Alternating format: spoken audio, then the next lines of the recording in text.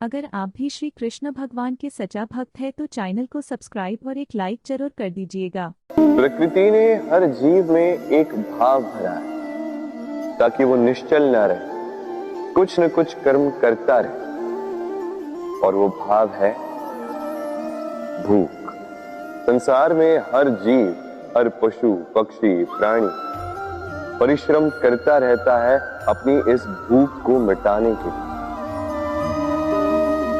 परंतु क्या अन्य जीवों की भांति मनुष्य की भूख भी पेट तक ही सीमित रहती है?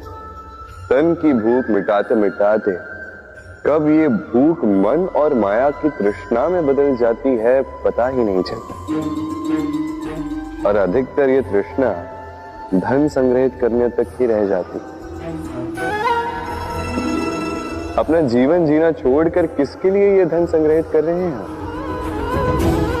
आने वाली पीढ़ी के लिए। बड़ी विचित्र बात है। अपना जीवन जीना छोड़कर धन संग्रहित करते करते अपने जीवन का सुख भी मिटा रहे हैं और आने वाली पीढ़ी को कर्म करने से भी बाधित कर। पूत कपूत तो क्यों धन संचय, पूत सपूत तो क्यों धन संचय। अपनी संतान को संस्कार। अगर आप भी श्री कृष्ण भगवान के सच्चा भक्त है तो चैनल को सब्सक्राइब और एक लाइक जरूर कर दीजिएगा। धन नहीं, यदि संतान संस्कारी हो तो अपना स्वयं का एक संसार बना ली। यदि असंस्कारी हो तो आपका बना बनाया संसार यूं ही नष्ट कर दे। इसलिए जीवन में यदि कुछ संचय करना है तो ज्ञान संचय कीजिए, प्रेम संचय कीजिए और मेरे साथ प्रेम से कहिए राधे राधे। जीवन को रथ कहा जाता है, किंतु क्यों? अब आप कहेंगे कि इसलिए क्योंकि जीवन भी रथ की ही भांति चलता रहता है। किंतु कभी आपने इस रथ को समझने का प्रयास किया? रथ में आगे अश्व होते हैं और पीछे पहिए। ये अश्व आपके कर्म और ये पहिए कर्मफल। ये अश्व जहां जाते हैं ये पहिए उसी के पीछे पीछे आते हैं।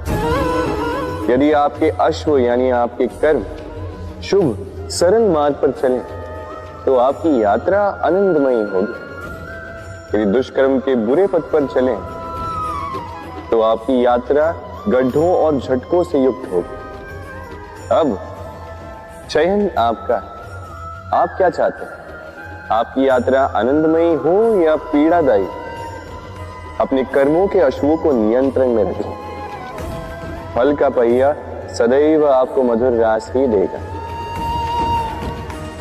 राधे राधे। बताइए श्रेष्ठ कौन?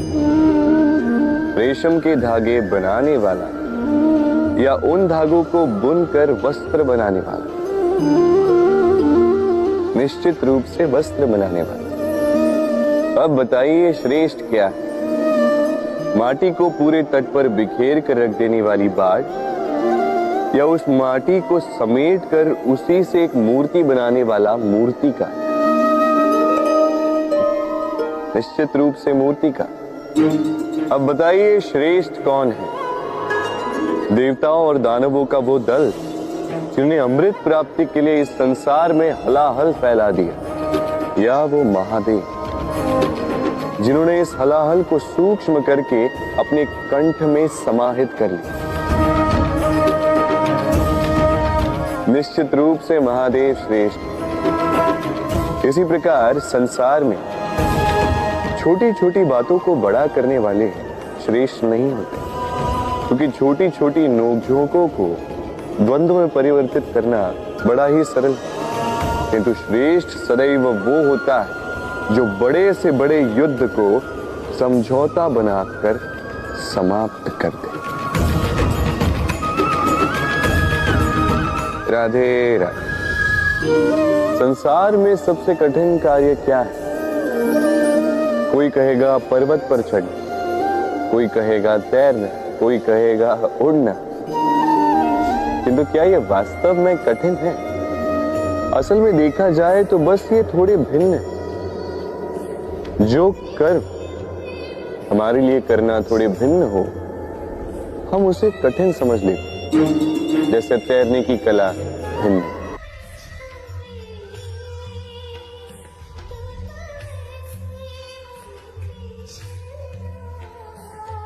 बड़े ही परिश्रम से इसे बनाती हैं, अपने शरीर के रस से इसे बुनती हैं। क्या आप इसका उद्देश्य जानते हैं? आखिर मकड़ी इन जालों में नन्ही कीटों को फंसाकर उन्हें अपना भोजन बना लेती है। और क्या आप ये बात जानते हैं कि एक दिन मकड़ी इन्हीं जालों में फंसकर मृत्यु को प्राप्त हो जाती है? बताइए क्या करते हैं आप इन जालों के साथ? दिखते ही हटा देते हैं इनका अस्तित्व, है ना? दूसरी ओर चिड़िया का घोंसला। चिड़िया भी बड़े परिश्रम से इसे बनाती है, किंतु यदि चिड़िया इसे छोड़कर चली भी जाए, उसके पश्चात भी लोग इसका विनाश नहीं करते। कारण क्या? कारण यह है कि इसका निर्माण जीवन के संचयन के लिए किया गया था, आखेट के लिए नहीं। स्मरण रखिएगा,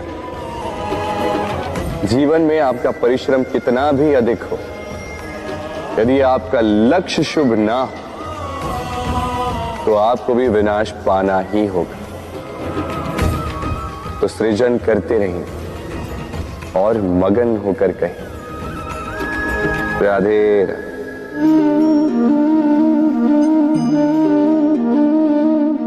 आपके विचार से मैं क्या कर रहा हूं? आप कहेंगे मैं दीपक जला रहा हूं, सही। किंतु प्रश्न ये उठता है कि क्या मैंने आपसे कहा कि ये दीपक है? नहीं। क्या इस दीपक ने स्वयं अपना परिचय आपको दिया? नहीं। फिर आपने कैसे जाना कि ये दीपक है? उत्तर है प्रकाश, जो स्वयं जल कर अंधकार में संसार को राह दिखाए, वो दीपक है। जो निराशा में आशा की ज्योत दिखाए, वो दीपक है। दूसरी ओर सर्प है, जो दिखे नहीं, बस फुफकार दे तो लोग भयभीत हो जाते हैं। अर्थात व्यक्ति का परिचय उसके कर्मों से मिलता है, इसलिए आपको ये बताने की आवश्यकता नहीं कि आप कौन हैं। ये आपके कर्म ही निश्चित करेंगे कि लोग आपसे दीपक समझकर प्रेम करेंगे या सर्प समझकर भयभीत रहेंगे। राधे राधे। समय कितना विचित्र होता। समय हमारे साथ हो तो हम स्वयं को राजा मान लेते हैं। वही समय यदि विरुद्ध हो जाए तो रंक बनने में समय नहीं लगता। इसलिए मनुष्य की एक आदत होती है, बुरे समय के लिए कुछ बचा कर रखता है। संबंधी, मित्र बुरे समय में साथ छोड़ देते हैं। यश, मान बुरे समय में चला जाता है। तो व्यक्ति सोचता है क्यों ना धन संचय कर। धन का तो कोई मन नहीं होता जो समय आने पर बदल जाए। संसार कहता है कि धन का संचयन करते रहो, बुरे समय में काम आएगा ही। मैं कहता हूं शुभ कर्म करते रहो, आनंदित रहो, स्वयं पर और ईश्वर पर विश्वास रखो, बुरा समय कभी आएगा ही नहीं। राधे राधे। प्रकृति ने मनुष्य को एक विशेष शक्ति दी, अन्य जीवों से अधिक शक्ति दी, स्मरण शक्ति। यही शक्ति मनुष्य को अन्य जीवों से भिन्न बनाती, इतिहास लिखने की प्रेरणा देती, ज्ञान को पीढ़ी दर पीढ़ी आगे भी बढ़ाती। और जो भूल जाते हैं अधिकतर रूप से वो उपहास और दया के पात्र बन जाते हैं। परंतु क्या यही पूर्णतः सत्य है? नहीं। यही स्मरण शक्ति मनुष्य के विकास में सबसे बड़ी बाधा भी बन जाती है, उसके चित्त को दूषित कर देती है। बुरे अनुभव, किसी का दिया गया धोखा, किसी का किया गया कटाक्ष मनुष्य भुला नहीं पाता और फिर लग जाता है प्रतिकार। पहले समय नष्ट करता है प्रतिकार की तैयारी में, फिर समय नष्ट करता है प्रतिकार का अवसर ढूंढने में। यदि संतोष पाना है, यदि जीवन में आनंद पाना है, तो स्मरण शक्ति का सदुपयोग कीजिए। अपनी स्मरण शक्ति को केंद्रित कीजिए केवल अच्छी बातों और अच्छी यादों की ओर। जीवन में प्रसन्नता आए। राधे राधे। मनुष्य अपने परिवार के लिए क्या कुछ नहीं करता, दिन रात परिश्रम करता है ताकि अपने परिवार की आवश्यकता पूर्ति के लिए धन कमा सके। परंतु क्या केवल धन कमाना पर्याप्त है? आप कहेंगे हाँ, क्यों नहीं। धन से सब कुछ मिलता है, विद्या मिलती है, घर मिलता है, औषधि मिलती है, क्या कुछ नहीं मिलता। ये सब एक सीमा तक ठीक, किंतु तनिक मन से सोच के देखिए, जब बालक रोगी होता है तो वो उस कड़वी औषधि को क्यों पी लेता है? इसलिए क्योंकि उसके पिता ने उस औषधि को धन से खरीदा? नहीं, बल्कि इसलिए क्योंकि उसके सामने खड़ा उसका पिता, उसे उन पर विश्वास है। विश्वास है कि वो उसे कुछ नहीं होने देंगे। ये विश्वास, ये संस्कार, ये सीख कभी धन से नहीं मिलती। ये मिलती है उस समय से जो माता पिता ने अपने संतान के साथ बिताया। इसलिए जीवन में धन अवश्य कमाई, तो अपने परिवार को भी समय दीजिए, प्रसन्नता मिलेगी। राधे राधे। मुझे बताइए, इस दीवार को तोड़ने का क्या लाभ है? यदि किसी संबंध में संदेह घर कर लेता है तो आए दिन शत्रुता की स्थिति बनी रहती है। कल कोई और कारण बन सकता है इस दीवार के पुनः बनने का। तो क्या पुनः इस दीवार को बनाएंगे काका? संबंध की पवित्रता वैसी होनी चाहिए जैसे एक माता और संतान के प्रेम में होती है। निश्चल, निर्दोष, की बात केवल रूठने मनाने तक ही सीमित रहे।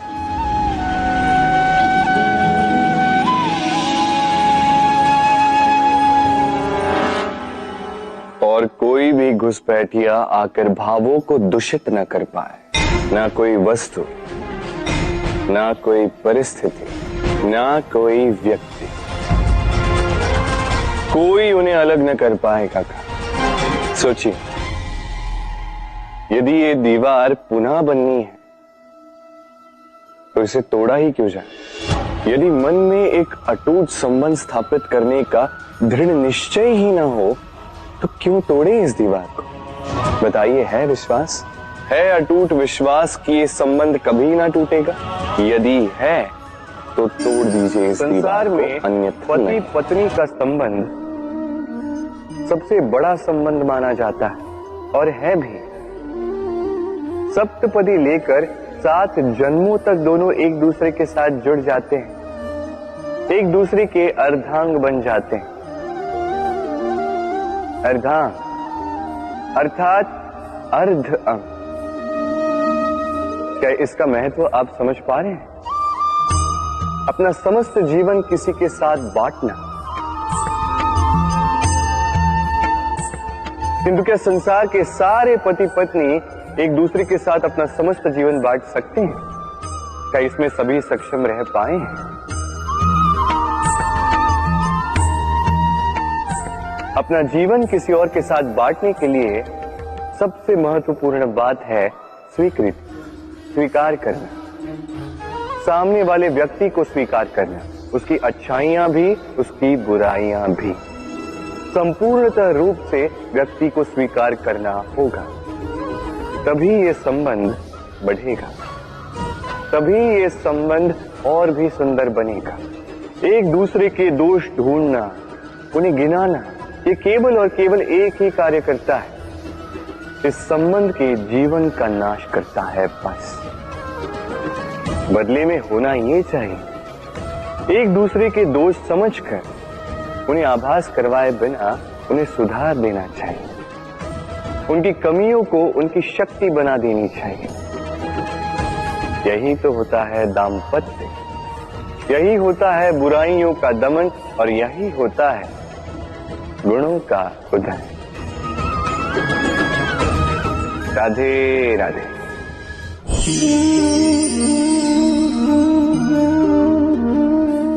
कंकड़ इतना छोटा सा कि उंगली पर आ जाए, तो सोचिए यदि यही कंकड़ आंख में लग जाए तो कितनी बड़ी समस्या बन जाता है। अब सोचिए ये कंकड़ आपके मार्ग में है, आप पादुकाएं पहनकर बड़ी सरलता से आगे निकल जा सकते हैं, किंतु यदि यही कंकड़ आपके पांव और पादुकाओं के बीच फंस जाए तो आप ठीक से चल नहीं पाएंगे, भले ही वो मार्ग पुष्पों से भरा क्यों ना। अर्थात आप बाहर की समस्याओं से, उन चुनौतियों से लड़ सकते हैं, भीतर की नहीं। भीतर की समस्याओं से लड़ना अत्यंत कठिन होता है। इसलिए सर्वप्रथम आप भीतर से शक्तिशाली हो जाइए, भीतर से पूर्ण हो जाइए, फिर आप इस संसार के समस्त समस्याओं और चुनौतियों से लड़ सकते हैं, आप विजयी हो सकते हैं। राधे राधे। प्रेम, ये प्रेम इस संसार में किसे नहीं भाता, हर किसी ने प्रेम का अनुभव किया ही, हर कोई जानता है ये प्रेम कितना सुंदर है, क्यों ना। ये प्रेम भाव इस संसार में सबसे शक्तिशाली भाव। अब हर शक्ति के साथ आते हैं कुछ उत्तरदायित्व। अब जैसे ही उत्तरदायित्व हमारे जीवन में आते हैं, हम सर्वप्रथम प्रेम को भूल जाते हैं, फिर हमें ये प्रेम ये बोझ लगने लगता है। किंतु इस संसार का सत्य तो यही, हर प्रसन्नता के साथ उत्तरदायित्व आएंगे जिसका पालन हमें करना ही होगा। अब यदि मैं आपको उदाहरण दूं, आपके बगीचे में आप चाहते हैं कि एक सुंदर सा पुष्पों से भरा हुआ वृक्ष आए, तो सर्वप्रथम उसके लिए आपको जल और धूप का आयोजन करना होगा। उसके जड़ों पर दीमक ना लगे ये आपको सुनिश्चित करना होगा। उसके आसपास उगी खरपतवार वो आपको हटानी होगी। उसी के पश्चात तो आपके उस बगीचे में वो सुंदर पुष्पों से भरा वृक्ष आएगा। क्यों? इसी प्रकार होता है प्रेम भी। सर्वप्रथम आपको इसमें समर्पण का खाद जल डालना होगा। अविश्वास और संदेह, इसकी खरपतवार आपको हटानी होगी, और विश्वास की ये जड़ें कभी न दुर्बल पड़ें ये आपको सुनिश्चित करना होगा। उसी के पश्चात प्रेम का वास्तविक सुख आप अनुभव कर पाएंगे। राधे राधे। प्रेम, प्रेम क्या है सभी जानते हैं।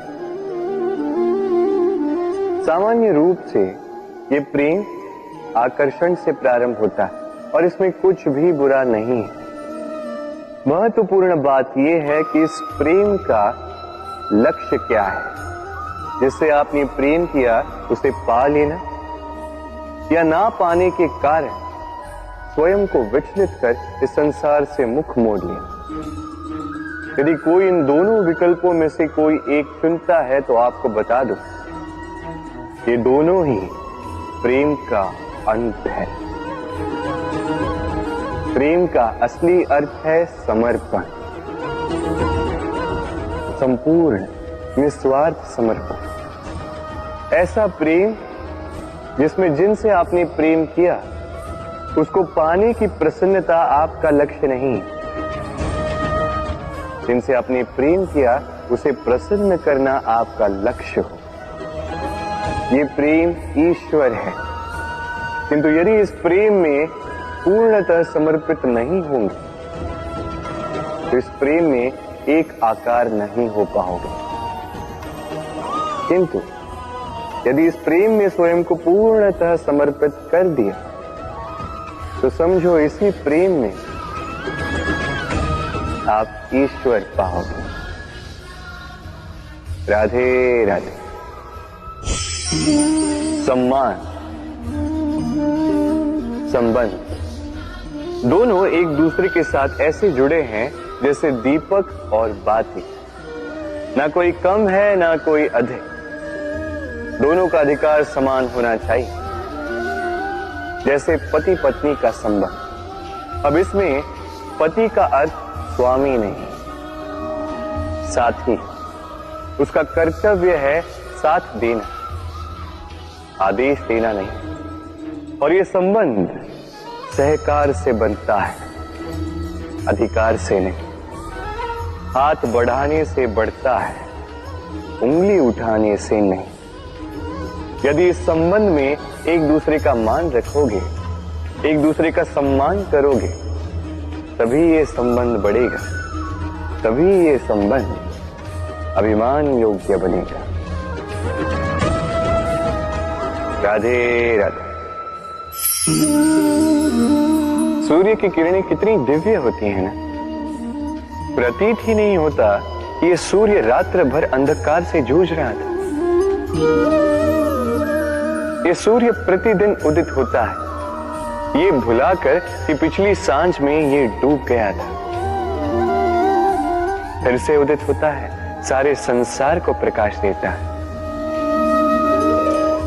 यही अंतर है हम में और सूर्य में। सूर्य बीती को बिसार कर आगे बढ़ता है।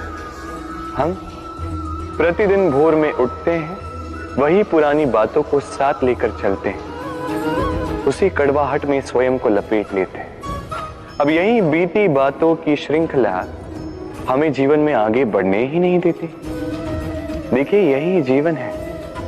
भूल सबसे होती है, अपयश सबको मिलता है, सबकी यात्रा में असफलता लिखी है, सभी बुरे दिन देखते हैं।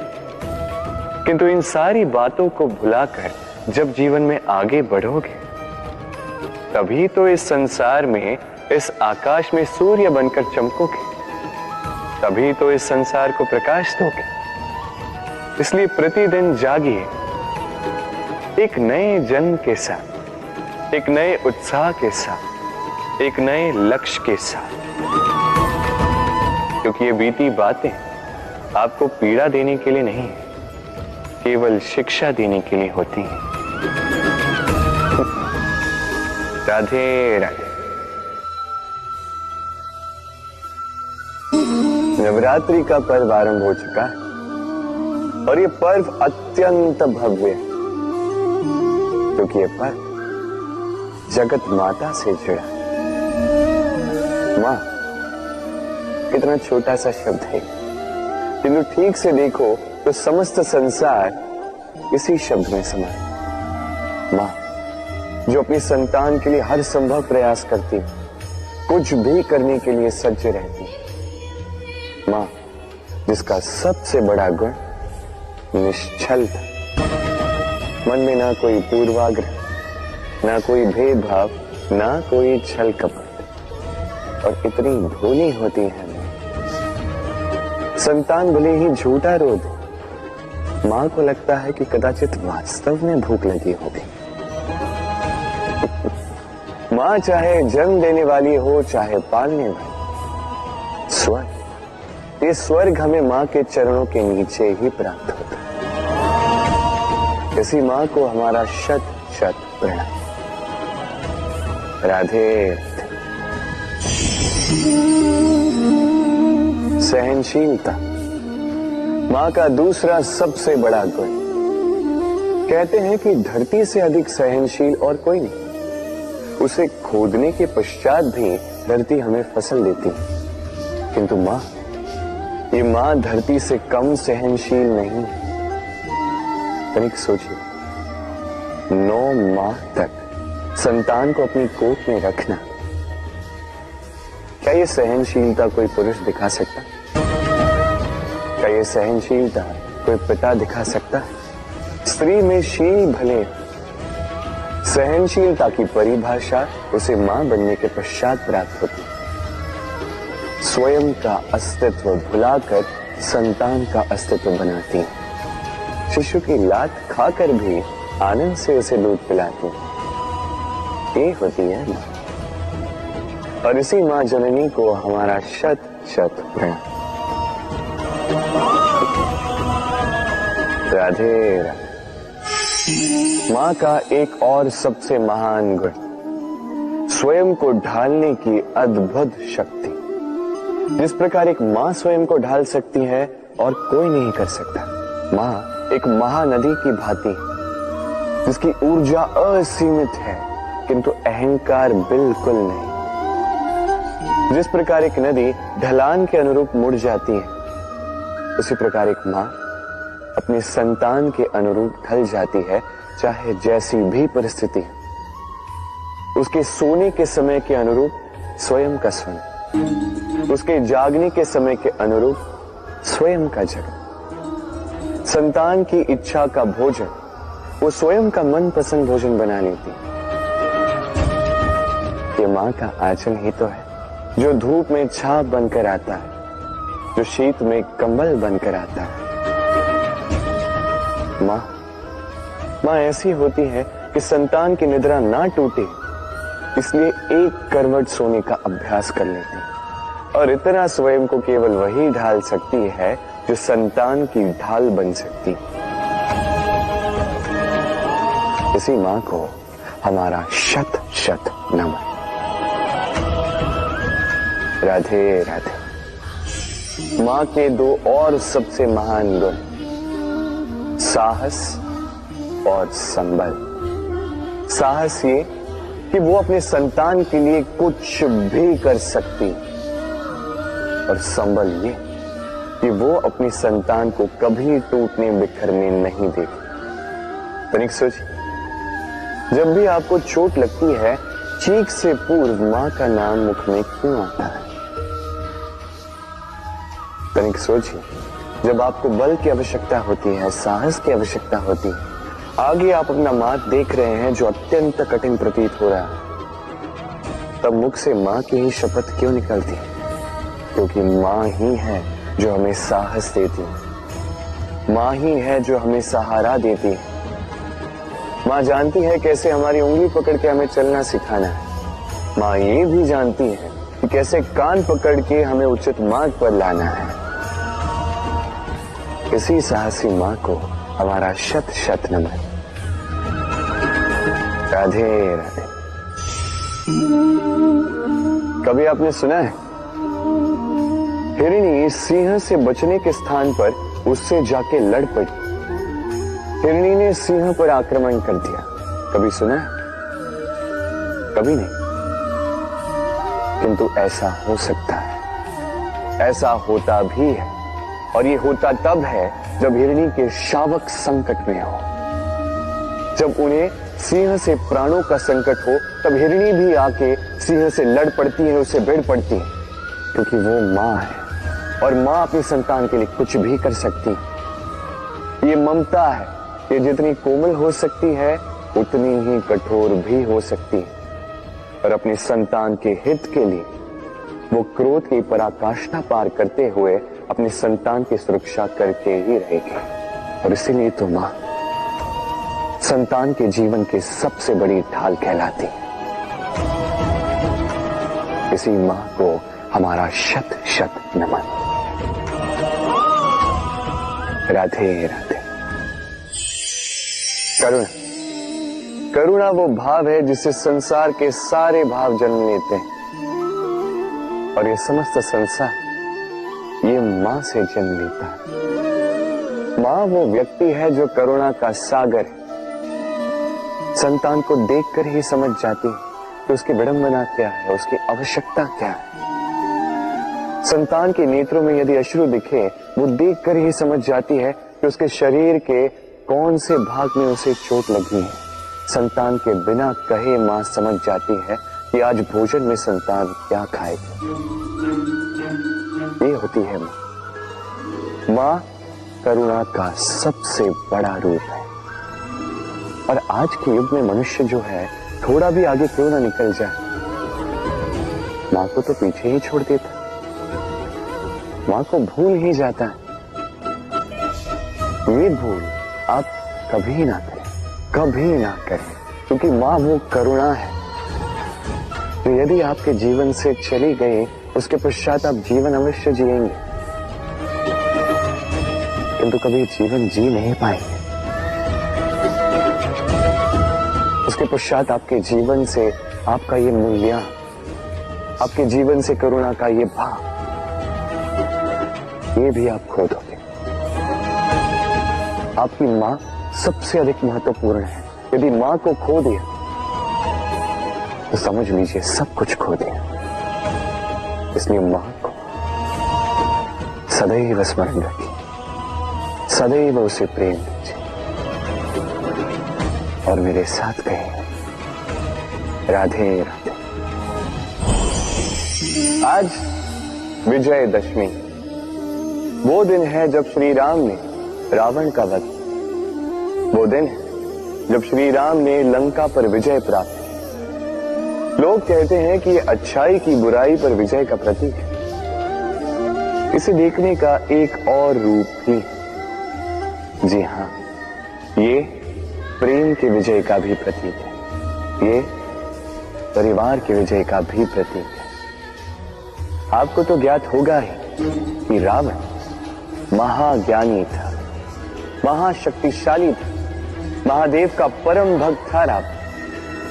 अब जो व्यक्ति कैलाश पर्वत उठा सकता था, वो व्यक्ति स्वयं एक कटे हुए वृक्ष की भांति श्री राम के चरणों में गिरा हुआ था। क्यों? क्योंकि राम के साथ लक्ष्मण, वही रावण के साथ विभीषण भी नहीं था। एक और परिवार में बढ़ता प्रेम था, तो दूसरी ओर परिवार में बढ़ती दरार। स्मरण रखिए, यदि संसार पर विजय प्राप्त करनी है तो सर्वप्रथम परिवार में प्रेम बनाए रखना होगा। परिवार में केवल प्रेम बढ़ाइए, द्वेष कभी नहीं। आप सदैव सुखी रहेंगे और जीवन की हर बाधा पर आप विजय प्राप्त करेंगे। राधे राधे। देखिए, कल जो आने वाला है उसके लिए आज को व्यर्थ करना अनुचित है। हमें इस प्रकृति से यही सोच, यही सीख पानी चाहिए। आज का ये क्षण, ये कल नहीं आए, और कल जो क्षण आने वाला है वो आज को किसी भी प्रकार से प्रभावित नहीं करता। बस इसी सीख को ध्यान में रखते हुए आप सभी निश्चिंत रहिए। जीवन क्या है? ये जीवन, हम जन्म लेते हैं, बड़े होते हैं, हमारे माँ बाप हमें पालते हैं, फिर उनके धन से हमारा बालपन बीतता, फिर हम बड़े होते हैं, हम विवाह कर लेते हैं, हमारी संतानें होती हैं, हम उनको पालते हैं, फिर हम वृद्ध हो जाते हैं और एक दिन इस संसार से चले जाते हैं। क्या यही जीवन? आता होगा ये प्रश्न मन में कई बार, है ना?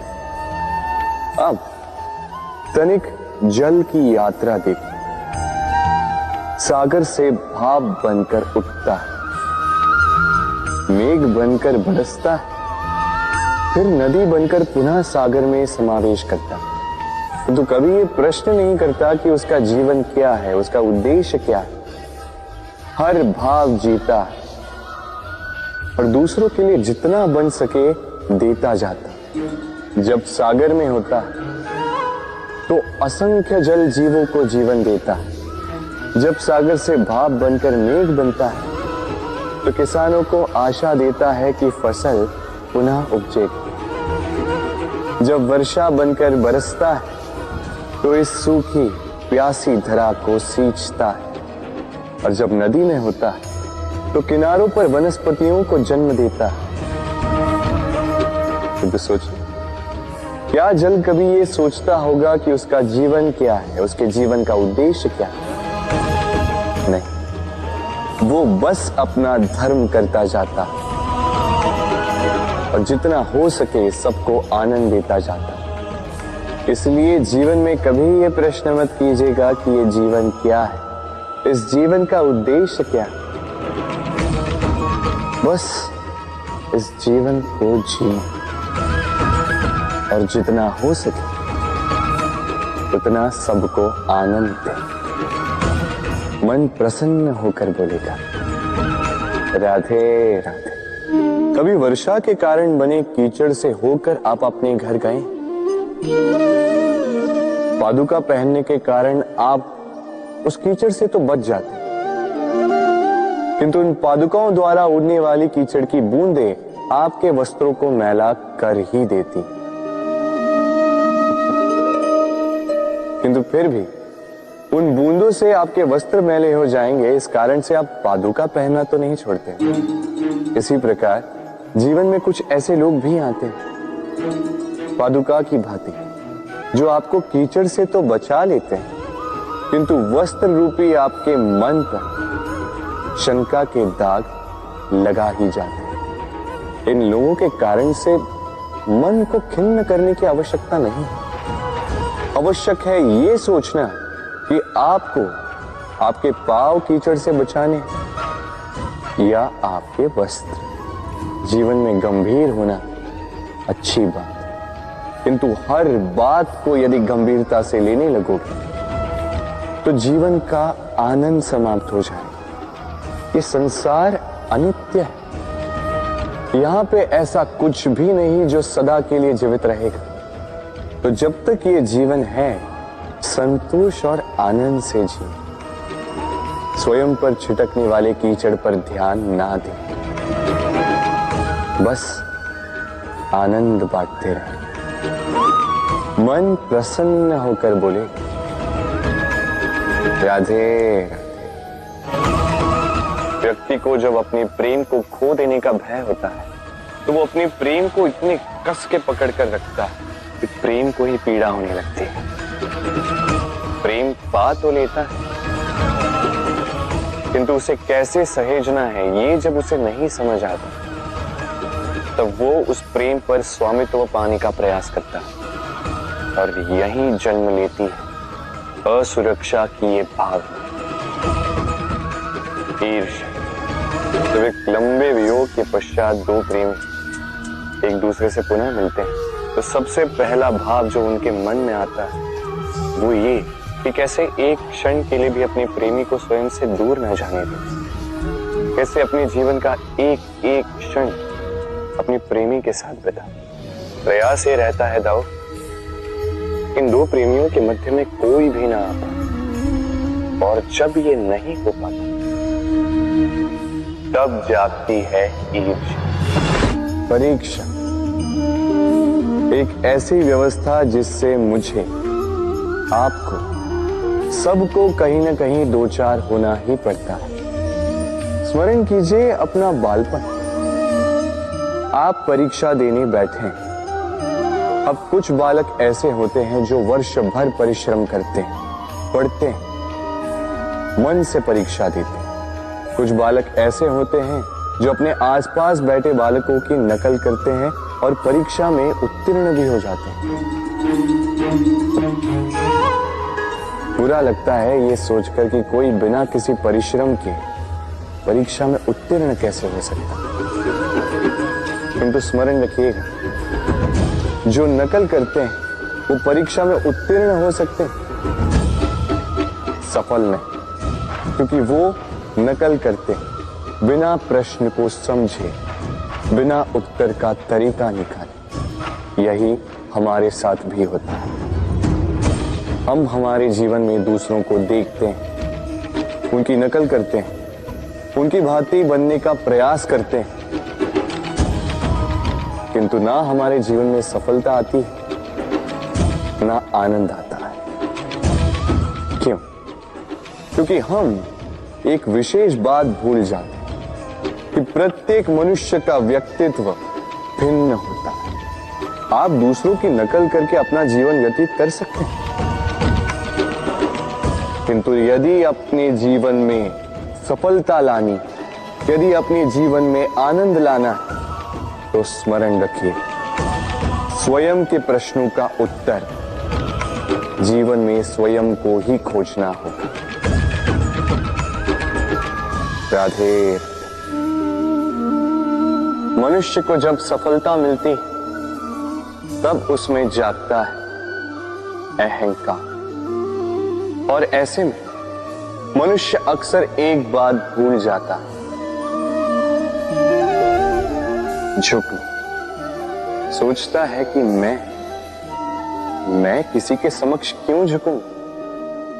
और ऐसा इसलिए होता है क्योंकि मनुष्य एक महत्वपूर्ण बात भूल जाता है कि संसार में, इस जीवन में उसने जो भी प्राप्त किया है, झुक कर प्राप्त किया। बालपन में चलना सीखा तो इस धरा पर झुककर, गिरकर। बड़ों का आशीष लिया तो झुककर। किसान को फसल काटने के लिए झुकना पड़ता, कुएं से पानी निकालने के लिए पात्र को झुकना पड़ता है, भगवान से आशीर्वाद प्राप्त करने के लिए उनके समक्ष झुकना पड़ता है। आंधियों में वृक्ष सुरक्षित कैसे रहते? झुककर। सम्मान कैसे पाया जाता है? झुककर। किसी के समक्ष झुकने का अर्थ स्वयं का आत्मसम्मान खो देना नहीं, उसका अर्थ होता है विनम्र। हम मनुष्य हैं और इस आकाश की ऊंचाइयों तक पहुंचने के लिए हमें किसी पक्षी की भांति पंखों की आवश्यकता नहीं। बस जितना झुकेंगे उतना ही ऊपर उठेंगे। राधे राधे।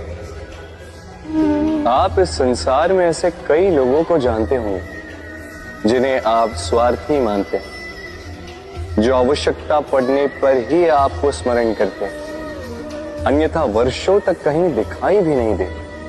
किंतु जैसे ही उनकी आपके सहायता की आवश्यकता पड़ती है, हाथ जोड़कर आपके सामने सज्ज रहते।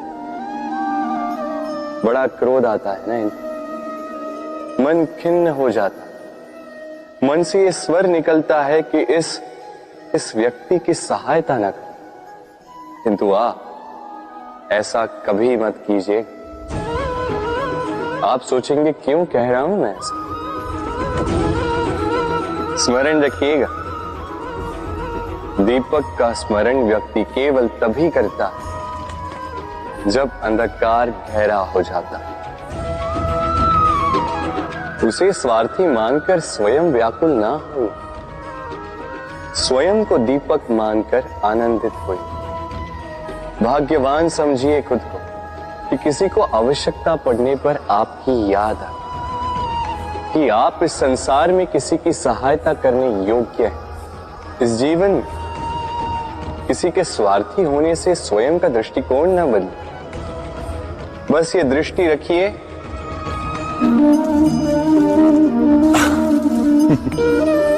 मनुष्य के सारे संबंधों का आधार है अपेक्षा। पति कैसा हो जो मेरा जीवन सुख और सुविधा से भर दे, पत्नी कैसी हो जो सदैव मेरे प्रति समर्पित रहे, संतान कैसी हो जो मेरी सेवा करे, मेरा आदेश माने।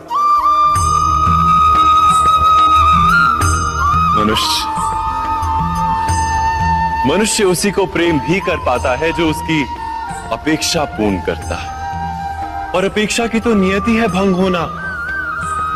कैसे? क्योंकि अपेक्षा मनुष्य के मस्तिष्क में जन्म लेती, कोई अन्य व्यक्ति उसकी अपेक्षाओं के बारे में जान ही नहीं पाता। पूर्ण करने की प्रामाणिक इच्छा हो तब भी कोई मनुष्य किसी की अपेक्षाओं को पूर्ण नहीं कर पाता। और वहां से जन्म लेता है संघर्ष। सारे संबंध संघर्ष में परिवर्तित हो जाते हैं। पर मनुष्य अपेक्षा को संबंध का आधार ना बनाए और स्वीकार करे केवल संबंध का आधार, तो क्या ये जीवन स्वयमेव सुख और शांति से नहीं भर जाएगा? स्वयं विचार कीजिएगा।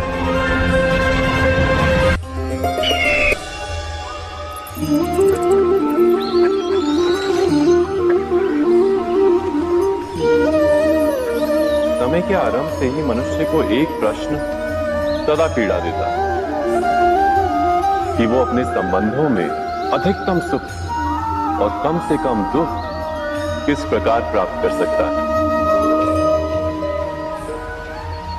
क्या आपके सारे संबंधों ने आपको संपूर्ण संतोष दिया है? विचार कीजिए। हमारा जीवन संबंधों पर आधारित है, हमारी सुरक्षा संबंधों पर आधारित है। इसी कारण हमारे जीवन के सारे सुखों का आधार भी संबंध है। किंतु फिर भी हमें संबंधों में ही अधिकतर दुख क्यों प्राप्त होते हैं? सदा ही संघर्ष भी संबंधों से ही उत्पन्न क्यों हो जाते हैं? कभी विचार किया? जब कोई व्यक्ति किसी अन्य व्यक्ति के विचार अथवा कार्य को स्वीकार नहीं करता, उसमें परिवर्तन करने का प्रयत्न करता है, तो संघर्ष जन्म लेता है। अर्थात जितना अधिक अस्वीकार उतना ही अधिक संघर्ष, और जितना अधिक स्वीकार उतना ही अधिक सुख। क्या ये वास्तविकता नहीं? यदि मनुष्य स्वयं अपनी अपेक्षाओं पर अंकुश रखे, अपने विचारों को परखे, किसी अन्य व्यक्ति में परिवर्तन करने का प्रयत्न ना कर स्वयं अपने भीतर परिवर्तन करने का प्रयास करे, तो क्या संबंधों में संतोष प्राप्त करना इतना कठिन? अर्थात क्या स्वीकार ही संबंध का वास्तविक अर्थ नहीं?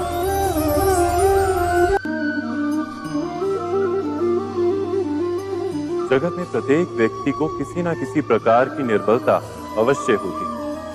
जैसे कोई बहुत तेजी से दौड़ नहीं पाता तो कोई अधिक भार नहीं उठा पाता, कोई असाध्य रोग से पीड़ित रहता है तो कोई पढ़े हुए पाठों को स्मरण में नहीं रख पाता। ऐसे अनेकों उदाहरण और भी हैं। क्या आप किसी ऐसे व्यक्ति को जानते हैं जिसे सब कुछ प्राप्त हो, और हम जीवन की उस एक निर्बलता को जीवन का केंद्र मानकर जीते हैं? इस कारणवश हृदय में दुख और असंतोष रहता है सदा।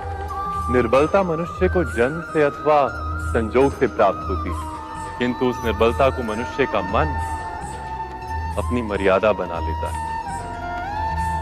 किंतु कुछ व्यक्ति ऐसे भी होते हैं जो अपने पुरुषार्थ और श्रम से उस निर्बलता को पराजित कर देते हैं। क्या भेद है उनमें और अन्य लोगों में? क्या आपने कभी विचार किया है? सरल सा उत्तर है इसका। जो व्यक्ति निर्बलता से पराजित नहीं होता, जो पुरुषार्थ करने का साहस रखता है हृदय में, वो निर्बलता को पार कर जाता है। अर्थात निर्बलता अवश्य ईश्वर देता है, किंतु मर्यादा मनुष्य का मन ही निर्मित करता है। स्वयं विचार कीजिए।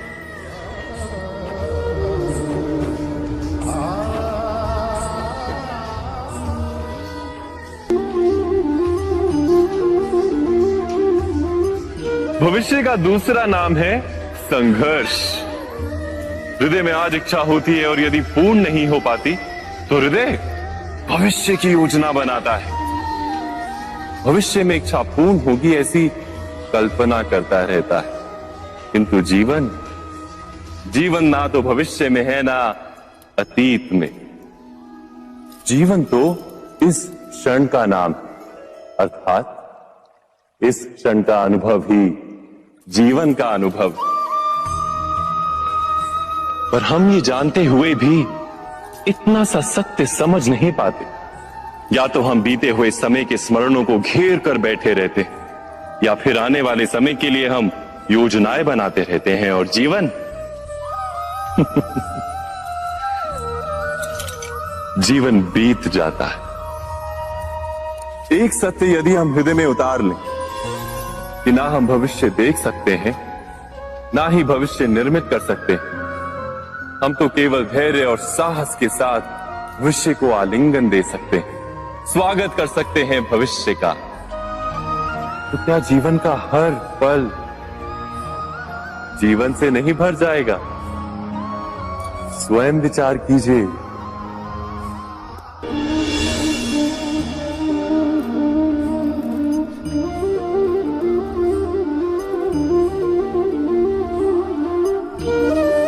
ज्ञान प्राप्ति सदा ही समर्पण से होती है, ये हम सब जानते हैं। किंतु समर्पण का वास्तविक महत्व क्या है? क्या हमने कभी विचार किया? मनुष्य का मन सदा ही ज्ञान प्राप्ति में विभिन्न बाधाओं को उत्पन्न करता है। कभी किसी अन्य विद्यार्थी से ईर्ष्या हो जाती है, कभी पढ़ाए हुए पाठों पर संदेह जन्मता है, और कभी गुरु द्वारा दिया गया दंड मन को अहंकार से भर देता है। नहीं, क्या ऐसा नहीं होता? न जाने कैसे कैसे विचार मन को भटकाते हैं, और मन की इसी अयोग्य स्थिति के कारण हम ज्ञान प्राप्त नहीं कर पाते। मन की योग्य स्थिति केवल समर्पण से निर्मित होती है। समर्पण मनुष्य के अहंकार का नाश करता है, ईर्ष्या, महत्वाकांक्षा आदि भावनाओं को दूर कर हृदय को शांत करता है और मन को एकाग्र करता है। वास्तव में ईश्वर की सृष्टि में ना ज्ञान की मर्यादा है, ना ज्ञानियों की। गुरु दत्तात्रेय ने तो गाय और श्वान से भी ज्ञान प्राप्त कर लिया था। अर्थात विषय ब्रह्म ज्ञान का हो या जीवन के ज्ञान का या गुरुकुल में प्राप्त होने वाले ज्ञान का, उसकी प्राप्ति के लिए गुरु से अधिक महत्व है उस गुरु के प्रति हमारा समर्पण। क्या ये सत्य नहीं?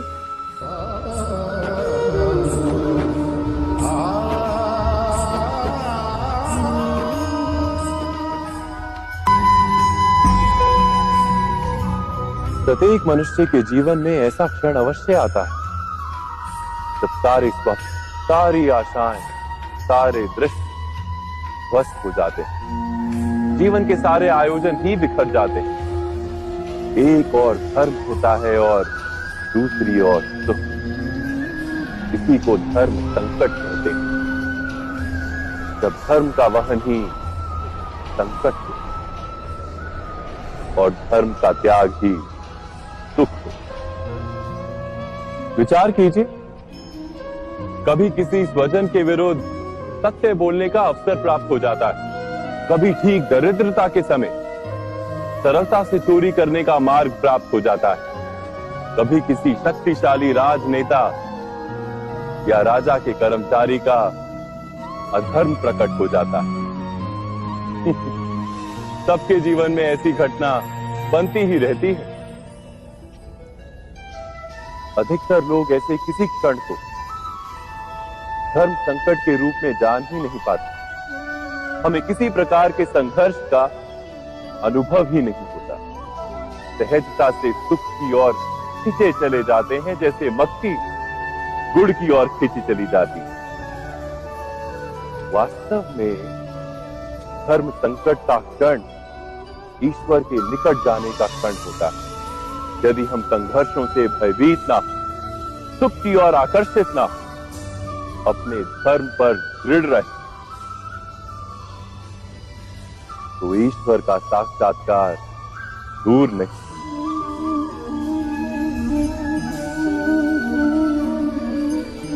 पवन से युद्ध करने वाला पत्ता यदि पेड़ से गिरता है तो भी आकाश की ओर उठता है। पवन से झुकने वाली घास वही भूमि पर रह जाती है। अर्थात धर्म संकट से यदि हम संकट को ही टाल दें तो सुख तो मिलता है, जीवन बढ़ता है। किंतु क्या चरित्र नहीं टूटता? क्या आत्मा दरिद्र नहीं हो जाती? क्या ईश्वर से अंतर नहीं हो जाता? स्वयं विचार कीजिए। दो व्यक्ति जब निकट आते हैं तो एक दूसरे के लिए सीमाएं और मर्यादाएं निर्मित करने का प्रयत्न अवश्य करते हैं। हम यदि सारे संबंधों पर विचार करें तो देखेंगे कि इन सारे संबंधों का आधार यही सीमाएं हैं जो हम दूसरों के लिए निर्मित करते हैं। और यदि अनजाने में भी कोई अन्य व्यक्ति इन सीमाओं को तोड़ता है तो उसी क्षण हमारा हृदय क्रोध से भर जाता है। इन सीमाओं का वास्तविक रूप क्या है? क्या हमने कभी विचार किया? सीमाओं के द्वारा हम दूसरे व्यक्ति को निर्णय करने की अनुमति नहीं देते, अपना निर्णय उस व्यक्ति पर थोप देते, अर्थात किसी की स्वतंत्रता का अस्वीकार करते हैं। और जब स्वतंत्रता का अस्वीकार किया जाता है तो उसका हृदय दुख से भर जाता है। और जब वो सीमाओं को तोड़ता है तो हमारा हृदय क्रोध से भर जाता है। क्या ऐसा नहीं होता?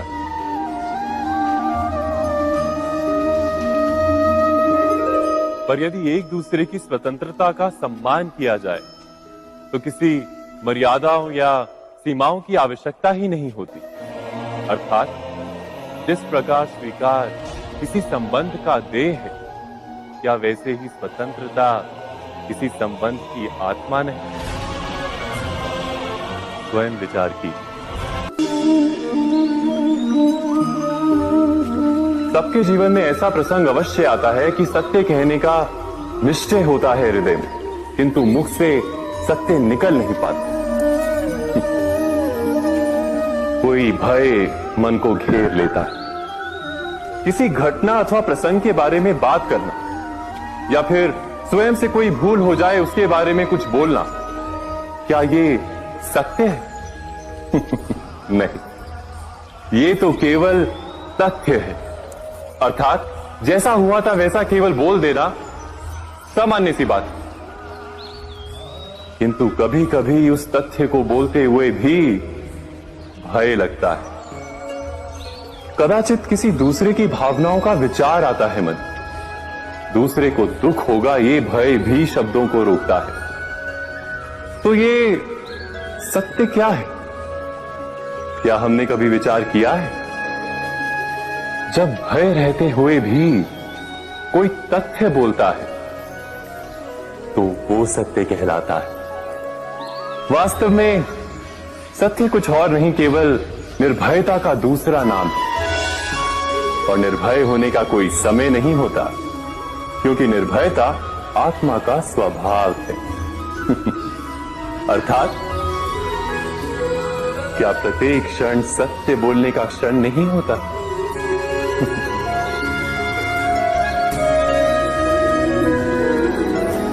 स्वयं विचार कीजिए।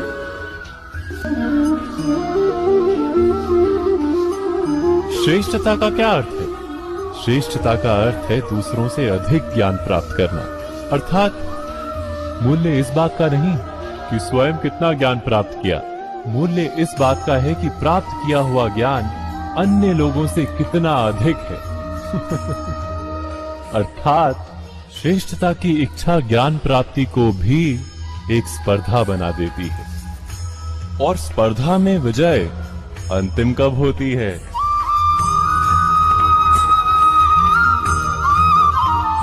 कुछ समय के लिए तो श्रेष्ठ बना जा सकता है, किंतु सदा के लिए कोई श्रेष्ठ नहीं रह पाता। फिर वही असंतोष, पीड़ा और संघर्ष जन्म लेता है। किंतु श्रेष्ठ बनने के बदले यदि उत्तम बनने का प्रयत्न करें तो क्या होगा? उत्तम का अर्थ है कि जितना प्राप्त करने योग्य है वो सब प्राप्त करना, किसी से अधिक पाने की इच्छा से नहीं, मात्र आत्मा की तृप्ति हेतु कुछ प्राप्त करना। उत्तम के मार्ग पर किसी अन्य से स्पर्धा नहीं होती, स्वयं अपने आप से स्पर्धा होती है। अर्थात उत्तम बनने का प्रयत्न करने वाले को देर अबेर सारा ज्ञान प्राप्त हो जाता है। बिना प्रयत्न के ही वो श्रेष्ठ बन जाता है। किंतु जो श्रेष्ठ बनने का प्रयत्न करता है वो श्रेष्ठ बने या ना बने, उत्तम कभी नहीं बन पाता।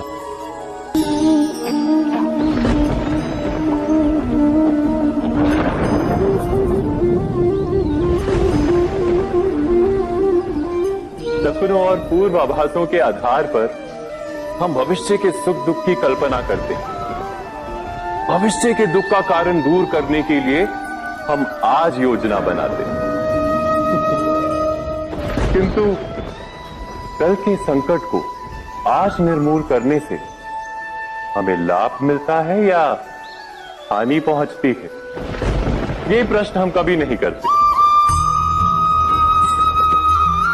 सत्य तो ये है कि संकट और उसका निवारण सात जन से, व्यक्ति के लिए भी और सृष्टि के लिए भी। नहीं, आप अपने भूतकाल का स्मरण कीजिए, इतिहास को देखिए। आप तुरंत ही ये जान पाएंगे कि जब जब संकट आता है तब तब उसका निवारण करने वाली शक्ति भी जन्म लेती है। यही तो जगत का चलन है। वस्तुतः संकट ही शक्ति के जन्म का कारण है। प्रत्येक व्यक्ति जब संकट से निकलता है तो एक पद आगे बढ़ा होता है, अधिक चमकता है, आत्मविश्वास से अधिक भरा होता है, न केवल अपने लिए अपितु विश्व के लिए भी। क्या ये सत्य नहीं? वास्तव में संकट का जन्म है एक अवसर का जन्म, अपने आप को बदलने का, अपने विचारों को ऊंचाई पर करने का अवसर, अपनी आत्मा को बलवान और ज्ञान मंडित बनाने का। जो ये कर पाता है उसे कोई संकट नहीं होता, किंतु जो ये नहीं कर पाता वो तो स्वयं एक संकट है विश्व के लिए। विचार कीजिए। राधे